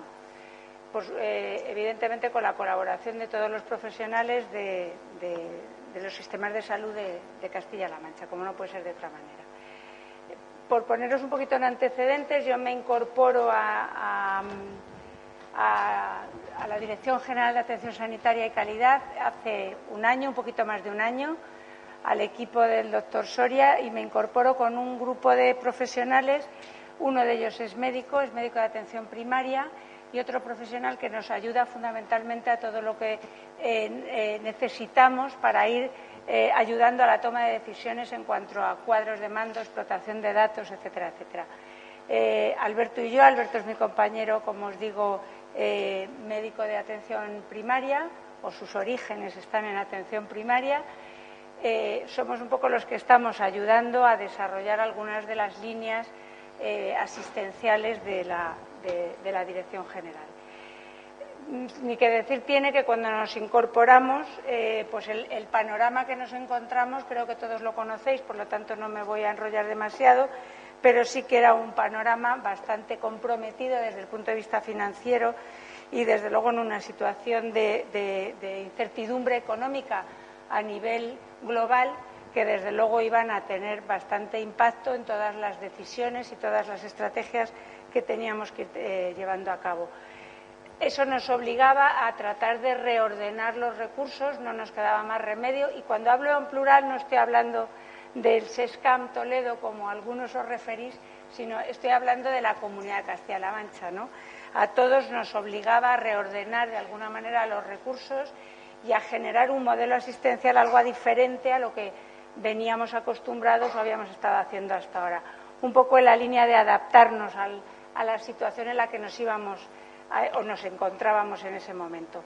Eso llevó a cabo una serie de decisiones que se abordaron desde el Plan de Garantías de los Servicios Públicos, que evidentemente tocaban cualquiera de los aspectos que os podáis imaginar, desde obviamente los recursos humanos, medidas asistenciales, compras, farmacias, inversiones, todos ellos.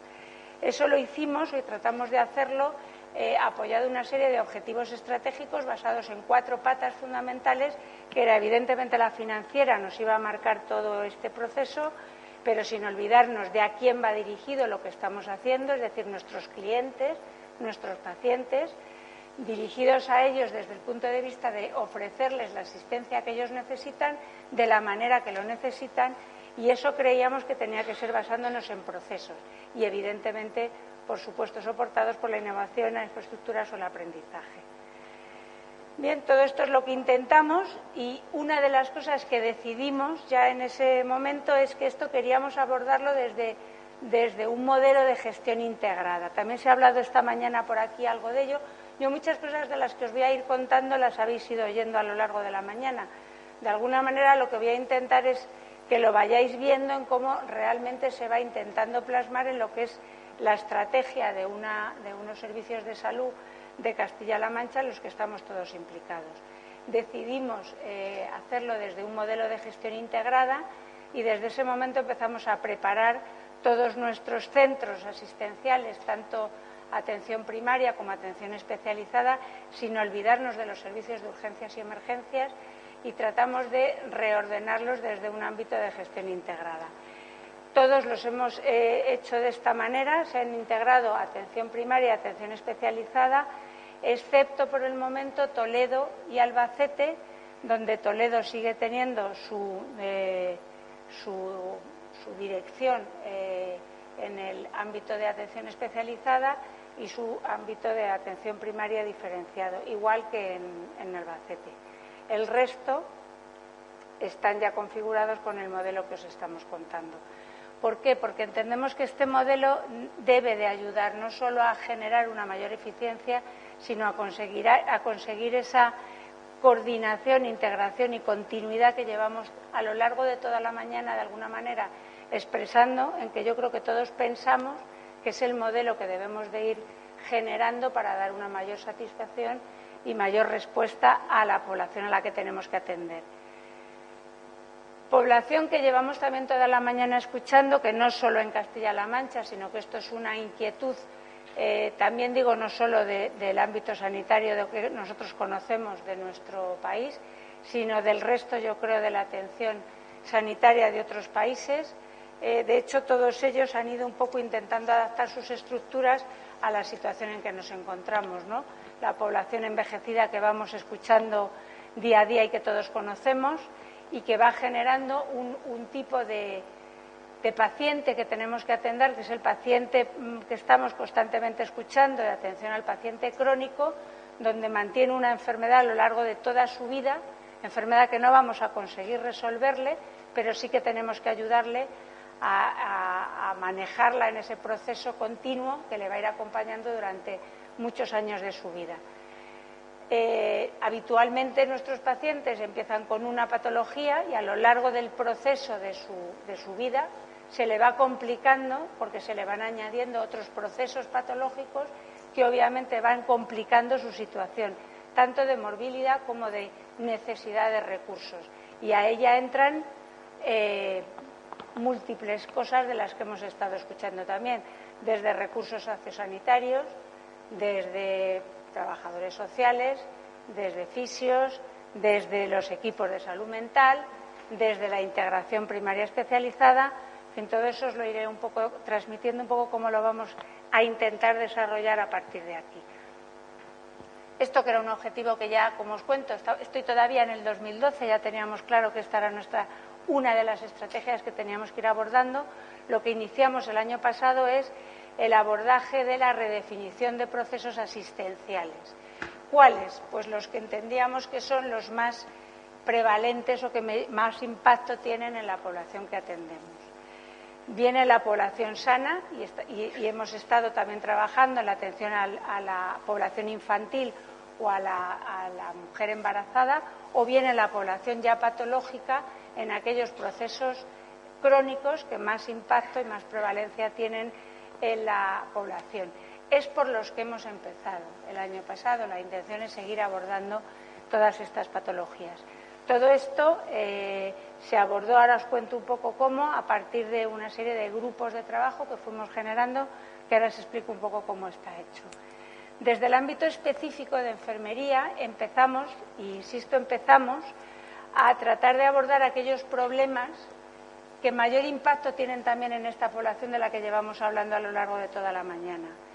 Son cosas que parecen muy manidas, que llevamos hablando de ellas mucho tiempo, que vuelven a ser las úlceras y las caídas, pero que yo os voy a tratar de ir exponiendo a lo largo de la presentación el impacto real que tienen sobre la población que atendemos y el impacto real en la complicación que le generamos a nuestras pacientes, que ya de hecho ya la tienen por sus procesos patológicos que vamos diciendo que se le van sumando a lo largo de su vida, pero que además cualquiera de estos problemas añadidos le van a generar una mayor morbilidad, una mayor necesidad de recursos, una mayor necesidad de cuidadores y, por supuesto, un mayor impacto en los recursos asistenciales y, por supuesto, económicos.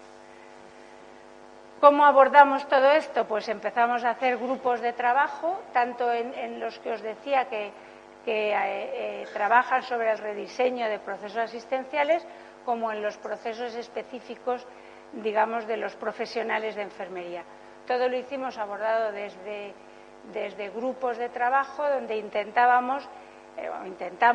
hemos hecho grupos con la participación de diferentes profesionales de los dos ámbitos asistenciales, incluido el ámbito de urgencias y emergencias, como os decía antes, que tiene un papel fundamental, puesto que es de alguna manera lo que muchas veces nos trae y nos lleva a nuestros pacientes desde un lado hacia el otro o viceversa. Por lo tanto, es un grupo de profesionales que tenemos que tener muy en cuenta en cualquier rediseño de proceso que hagamos. Y vamos un poco agrupándolos, más o menos buscando proximidad geográfica, porque no hace falta que explique en el ámbito que estamos que una de las complejidades de nuestra comunidad es la dimensión y la dispersión que tiene, además del ámbito rural, que también es muy importante en nuestro caso. Por tanto, lo que íbamos intentando hacer es grupos de trabajo que la proximidad geográfica les ayudara también a trabajar. La metodología ha sido para todos la misma y sí que les hemos dado como objetivos muy claros, que es que tratamos de normalizar un proceso. Normalizar implica que tiene que ser algo que sirva en cualquiera de nuestras áreas de trabajo, y estoy hablando que no es lo mismo un hospital de nivel 1 con 700 camas que un hospital de nivel 4 con 80, pero sí que están atendiendo en muchas ocasiones el mismo tipo de paciente. Por tanto, lo que estos grupos tienen que estar trabajando es sobre un proceso que podamos normalizar e implantar en toda la comunidad para trabajar y para manejar a nuestros pacientes de la misma manera. Otro de los objetivos sobre los que tienen que trabajar todos ellos es en esa comunicación que nos parece absolutamente imprescindible si queremos hablar de un proceso. El proceso de atención a un paciente obviamente no puede estar fraccionado en niveles asistenciales porque dejaría de ser un proceso, sería otra cosa. Por tanto, la comunicación entre los dos niveles tiene que estar perfectamente resuelta y resuelta de una manera fluida y real. Insisto nuevamente en la parte de nuestros compañeros de urgencias y emergencias, porque es un grupo que se nos queda siempre un poquito al margen. Primaria tiene su historia clínica, sus registros donde está haciendo seguimiento de su paciente. Especializada al suyo, ya tenemos ahí un problema, se hablan pero muy mal y relativamente, pero tenemos un problema mucho más gordo cuando urgencias y emergencias realmente no tiene ninguno de los dos, y tiene que ver cómo consigue hablar o estar ahí en medio intentando enterarse de lo que les pasa a los pacientes. Por tanto, os insisto que algunos de los objetivos que se les han planteado están muy claros y muy definidos porque tenemos que conseguir sacarlo así. Os decía que en enfermería hemos decidido esos por el impacto real que tienen en nuestra población. Aquí os traigo unos datos donde, si nos basamos en los estudios que hemos ido viendo, en la bibliografía, en la literatura, pues esos te dicen que las úlceras por presión, de entrada te dicen que el 11% de los mayores de 65 años potencialmente es población inmovilizada. Y con eso ya os estoy diciendo que a priori podemos tener un problema. Problema en pacientes inmovilizados, los que estamos aquí, la inmensa mayoría somos enfermeros, por tanto sabemos que paciente inmovilizado y úlcera está prácticamente íntimamente unido, ¿no? El 11% de los mayores de 65 años, insisto, son pacientes pacientes inmovilizados que potencialmente pueden generar una úlcera. De esos, la GENAUP nos dice que el 6% de esos pacientes inmovilizados van a generar una úlcera. ¿De acuerdo? Por lo tanto, y todos sabemos también que un paciente con úlcera es un paciente también potencialmente con un riesgo de infección mucho más alto que cualquier otro. Por tanto, si esos datos los llevamos a nuestra comunidad, pues yo os diría que nuestra población inmovilizada por provincia sería esta, llegaríamos a 41.000 pacientes de esos que os estoy diciendo que potencialmente pueden estar inmovilizados, y por tanto un 6% que podrían generar una úlcera por presión. Estamos hablando de 2.436 pacientes, con lo que implica, hemos dicho, de dolor, riesgo de infección, mayor dependencia, mayor necesidad de recursos, por supuesto mayor coste y mayor impacto en los consumos de los recursos sanitarios. Lo mismo nos ocurre con las caídas. Las caídas, hemos cogido datos de 3 estudios consecutivos de la Fundación MAFRE del año 2009, 2011, 2012, donde te dice que la estimación de caídas en mayores de 65 años ronda el 13% de nuestros pacientes. De los 35 a los 75, esto es exponencialmente, el incremento es absolutamente significativo. De este 60% con lesión, tenemos el 29%, de estos que se caen, de este 13%, el 60% van a tener una lesión. Y de este 60%, el 30% van a tener una fractura.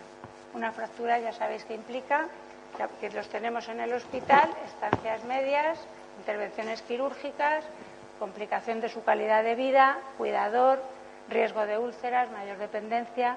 Imaginaros el coste, ¿no? Si nos vamos a datos nuestros de la Comunidad de Castilla-La Mancha, pues con esos datos que os he dicho volveríamos a lo mismo. La estimación de caídas estaría en ese 13% que os he dicho, y estas serían las caídas con lesión y las fracturas que generaríamos. 8.519 pacientes. Esto, curiosamente, que cuando ves el dato, a mí por lo menos me parece que es absolutamente relevante para entrar en ello, sí que es verdad que no es algo ni que la sociedad perciba como un problema el que hay que abordar, ni los propios profesionales lo entendemos como un problema a abordar, ¿no? Y con todo esto, que es lo que os digo, que el año pasado iniciamos, pues empezamos a abordar ya lo que es el proceso de manejo del paciente crónico. Y que el paciente crónico, ¿de qué hablamos de crónico? Un poco lo hemos ido diciendo, ¿no? El paciente con una patología a lo largo de toda su vida, que se le va complicando porque se le van incrementando o añadiendo otras patologías, el paciente pluripatológico, que pasa a ser un paciente polimedicado y que se acaba convirtiendo seguramente en un paciente frágil o un anciano frágil.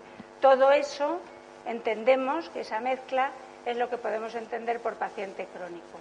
Por irnos un poco también a datos, la última encuesta nacional de salud te decía que la media de pacientes tiene 2,8 problemas o enfermedades crónicas entre las personas entre 65 y 74 años de edad, y que alcanzan un promedio de 3,23 cuando superan los 75 años de edad. Que en atención primaria supone el 40% de los pacientes que atendemos son pacientes pluripatológicos que presentan 3 o más enfermedades crónicas. El 94% están polimedicados, el 34% presentan un Bartel por debajo de 60 y el 37% tienen un deterioro cognitivo. Más del 60% precisan cuidado. Los costes, pues os podéis imaginar que los costes en estos pacientes llegan a multiplicarse por 6 con respecto a los que no tienen ninguna. Castilla-La Mancha, nuevamente, nuestros pacientes pluripatológicos estaríamos... Estos son datos de CMBD, estos datos los hemos sacado de pacientes que han utilizado la atención especializada en algún momento. Datos de CMBD son datos de pacientes que han estado en el hospital, en los hospitales. Hablamos de 57.831 pacientes y aquí os los hemos expuesto un poco por número de patologías. Como veis, entre 2 y 3 patologías tenemos un gran número de pacientes a los que tenemos que abordar y ver cómo manejamos, ¿no? Con esto no hace mucha más falta que razonemos el impacto que tienen todos los recursos, cómo nos va comiendo la demanda en primaria, en especializada, en los recursos sociales, etcétera, etcétera, ¿no?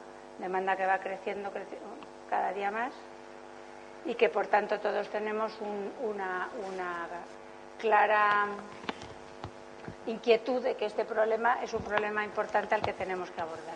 Estrategia de Castilla-La Mancha. Obviamente tenemos claro que tiene que ser una política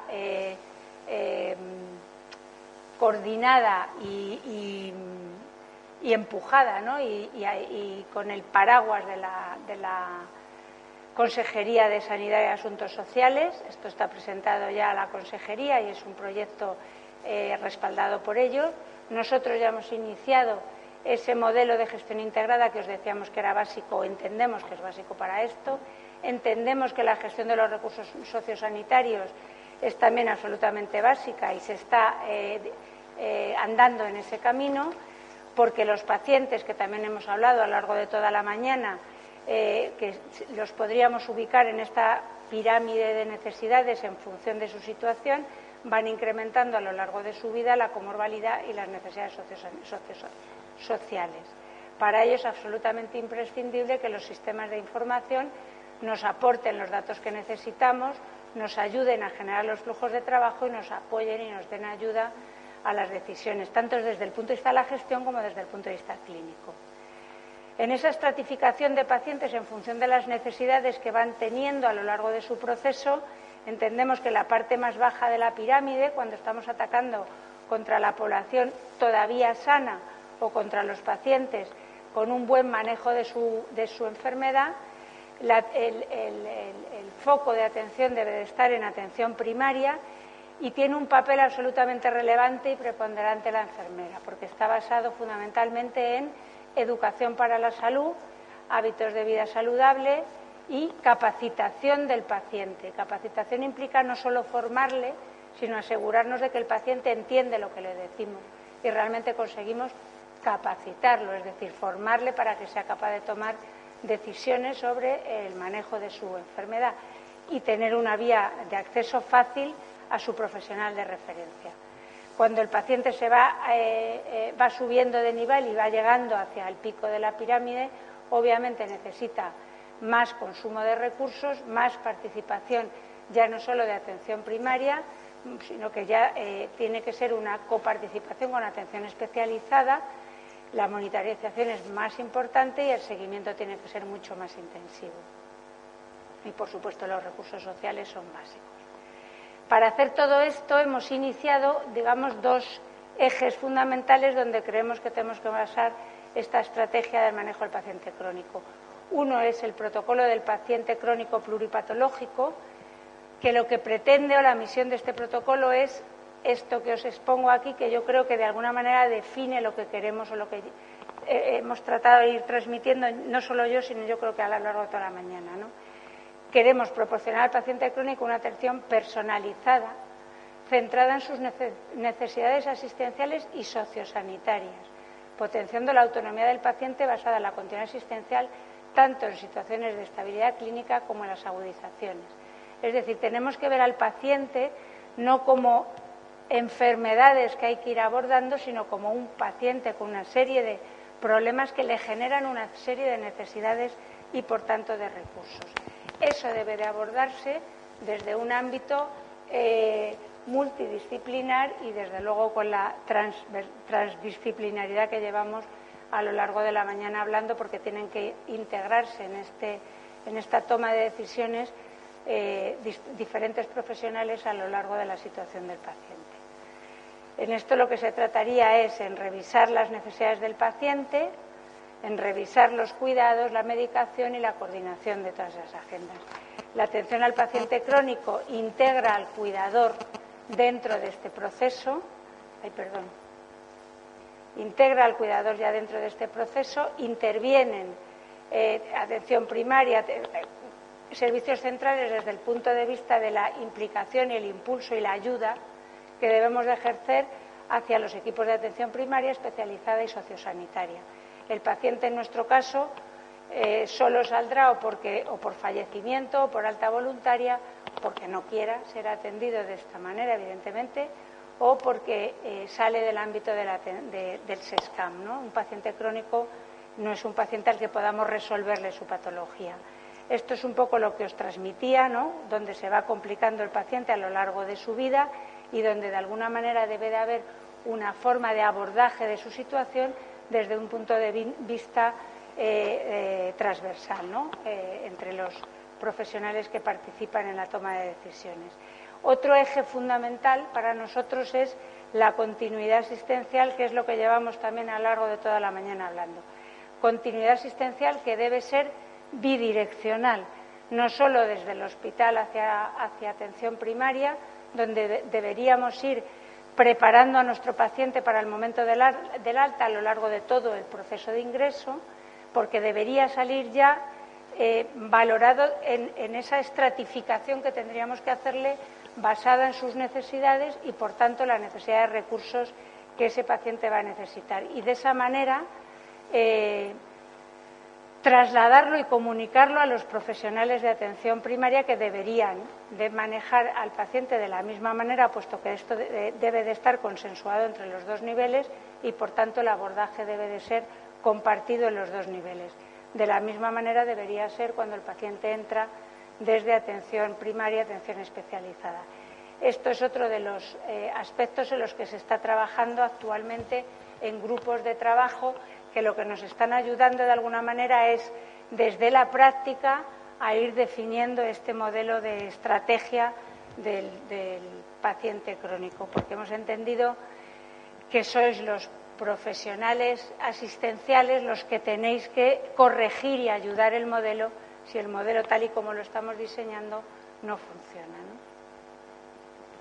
Con todo esto lo que tendríamos que conseguir es entre todos decidir cuáles son las necesidades que tiene el paciente en función de la situación que tiene, no solo clínica, como decíamos, sino de cuidados, de sociosanitaria o incluso en su propia situación familiar, domicilio, etcétera.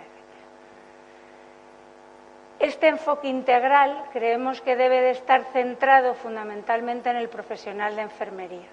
Debe de ser el profesional de enfermería el que a lo largo, una vez que se ha hecho esa valoración del paciente desde un punto de vista de equipo multidisciplinar, sea el encargado de hacer ese seguimiento de ese paciente, siendo capaz de coordinar, detectar precozmente y poner las medidas o activar los recursos necesarios en función de lo que vaya necesitando el paciente en caso de que tenga alguna situación de agravamiento, de empeoramiento o de alguna situación no prevista.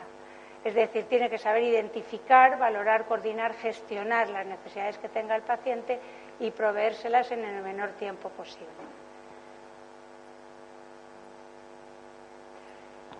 De alguna manera lo que tratamos es de reforzar las competencias de la enfermera en todo lo que ya conocemos en gran medida, que es la promoción de hábitos saludables, prevención de enfermedades, educación del autocuidado y del cuidador en el entorno donde está el paciente, en el entorno doméstico, en su actividad asistencial, ser el referente del paciente, porque entendemos que es el profesional que el paciente puede sentir más cercano, con el que se comunica de una manera habitualmente más sencilla y más fluida y al que le puede comunicar más precozmente cualquier necesidad que pueda requerir. Y, por supuesto, coordinar todos los recursos asistenciales que el paciente pueda necesitar en un momento dado. Veníamos un poco diciendo esta mañana, yo creo que ya se ha repetido mucho, la diferencia un poco entre la multidisciplinaridad, la interdisciplinaridad y la transdisciplinaridad, que es lo que entendemos un poco que es el modelo al que tenemos que tender o el que queremos de alguna manera potenciar. He ido lo más rápido que he podido.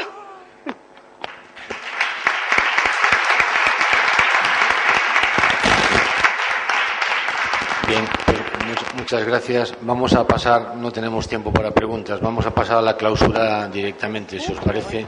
Por tanto, por favor, Isabel, muchas gracias.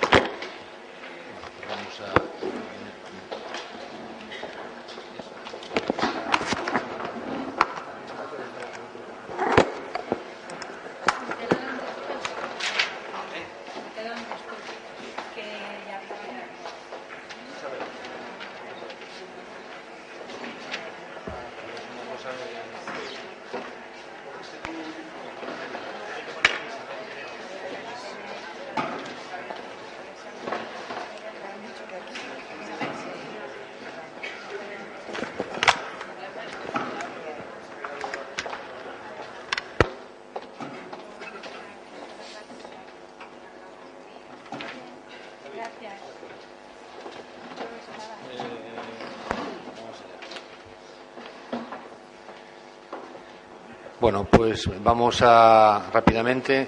Tiene la palabra Isabel Camacho, la presidenta del Colegio de Enfermería de Guadalajara.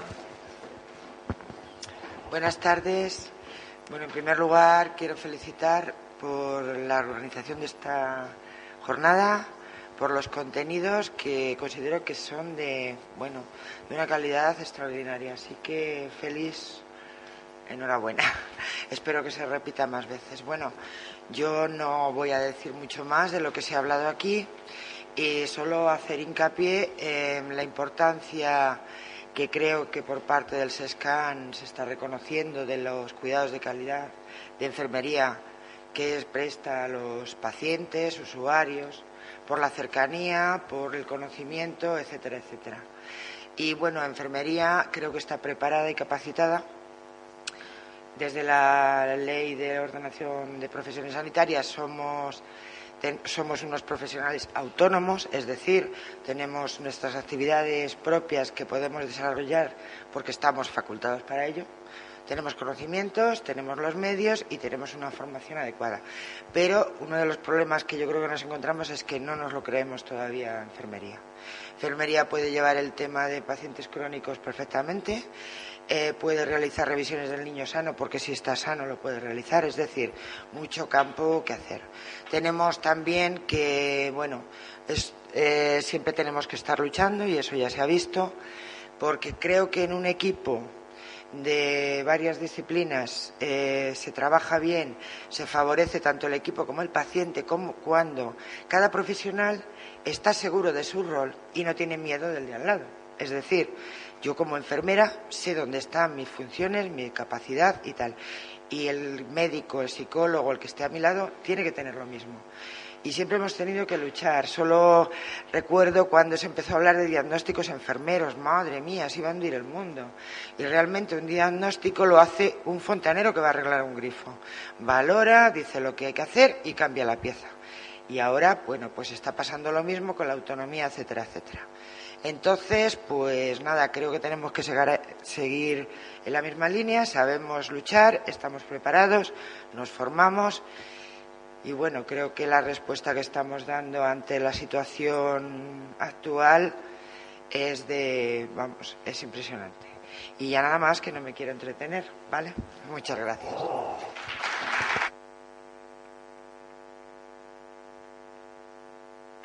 Bien, pues tiene la palabra Natividad.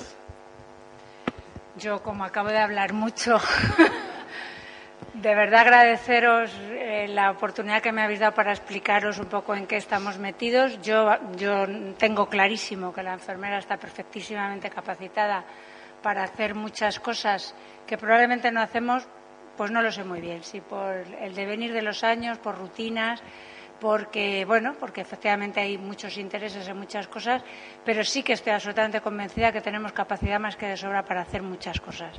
Por lo tanto, lo que sí que quiero es que cojamos ese reto, que cojamos ese testigo, que no lo dejemos y que tenemos que demostrar que somos capaces, con inteligencia y sabiendo hacerlo, que también estoy segura que lo tenemos. Agradeceros de verdad y enhorabuena por las jornadas que habéis preparado. Muchas gracias. Bien, y por último, Blanca, vocal de ANDE, tiene la palabra. Yo daros las gracias a todos, a Nati, a Luis Carretero, que se ha debido que ir, a Nati por estar aquí con nosotros, a Cristina Granados, la gerente del hospital, a Félix, presidente de ANDE, todos los vocales de ANDE que han venido de las distintas comunidades, a todos los ponentes y sobre todo a todos los asistentes a una jornada que yo creo que ha resultado muy interesante. Y yo, por cambiar, no os voy a decir nada ni de la interdisciplinaridad ni de la transdisciplinaridad, sino que os voy a decir que sepáis que, informaros que el 12, 13 y 14 de junio esperamos contar con vosotros en Alicante en las Jornadas Nacionales de Enfermeras Gestoras y Supervisores de Enfermería.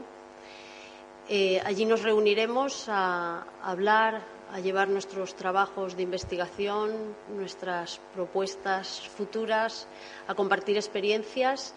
Nos gustaría que Castilla-La Mancha tuviera una participación alta. Antes del 10 de mayo hay que enviar los resúmenes, así que a trabajar ya. Y pues allí os ofrecemos desde luego un programa muy interesante, una alta calidad científica, un entorno maravilloso frente al mar, y lo demás pues lo tendréis que descubrir vosotros, así que animaros a participar en las jornadas de Alicante. Y muchísimas gracias a todos.